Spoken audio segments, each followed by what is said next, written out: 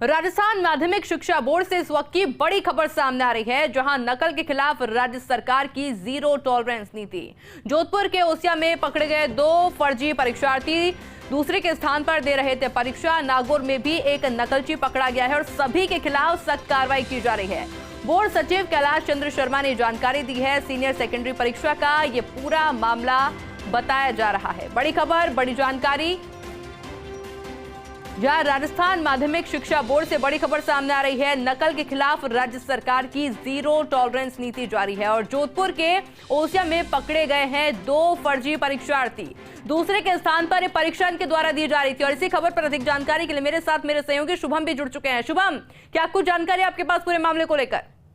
जी बिल्कुल, देखिए माध्यमिक शिक्षा बोर्ड की जब परीक्षा शुरू हुई थी, अभी 12वीं की परीक्षा शुरू हुई थी, उसमें पूर्व में ही जो निर्देशित थे वो तमाम अधिकारी कर्मचारियों को दिए गए थे कि किसी भी तरीके से कोई गड़बड़ी करता हुआ पाया जाता है या कोई कमी पाई जाती है तो उसके खिलाफ कार्रवाई होगी। तो लेकिन उसी सतर्कता को आगे बढ़ाते हुए जो स्थानीय जो कर्मचारी और अधिकारी थे, उन्होंने ओसिया जो जोधपुर के अंदर आता है वहाँ के एक परीक्षा केंद्र पर 2 फर्जी परीक्षार्थियों को पकड़ा, जो किसी और की परीक्षा के नाम पर किसी और की बनकर के परीक्षा देने आए थे, डमी कैंडिडेट बनकर के वो परीक्षा देने आए थे, जिसके चलते तुरंत उनको वहां पे पकड़ा गया है, जिसके बाद अब कार्रवाई को आगे बढ़ाया जाता है।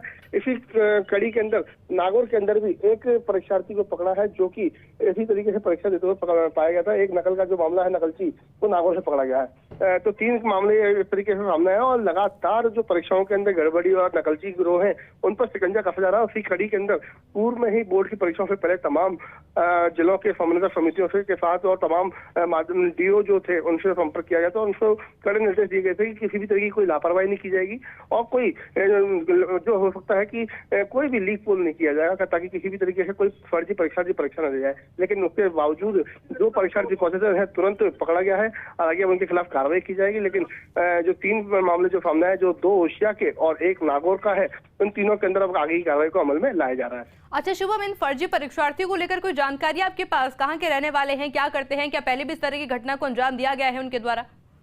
जी बिल्कुल, देखिए विभाग के द्वारा भी किसी तरीके की कोई जानकारी साझा नहीं की गई है, बस उन्होंने ये बताया कि 2 फर्जी परीक्षार्थी जोधपुर ओसिया से पकड़े गए हैं और एक नकलची जो है वो नागौर से पकड़ा गया है। हालांकि कौन है क्या है इसके बारे में पड़ताल की जा रही है और कुछ देर के अंदर हो सकता है कि बोर्ड की तरफ से एक स्टेटमेंट भी जारी किया जाए। लेकिन बोर्ड के जो सचिव है कैलाश चंद्र शर्मा, उन्होंने ये जानकारी साझा करी और उन्होंने ही खुद ने बताया कि 2 परीक्षार्थी जो डमी कैंडिडेट बन के आए थे, किसी और के नाम पर खुद परीक्षा दे रहे थे, उनको जो ओसिया से पकड़ा गया है और एक जो नागौर से नकलची है उसको पकड़ा गया है। बिल्कुल शुभम, नजर बना रखिएगा, अपडेट आपसे लेंगे। फिलहाल के लिए बहुत बहुत शुक्रिया।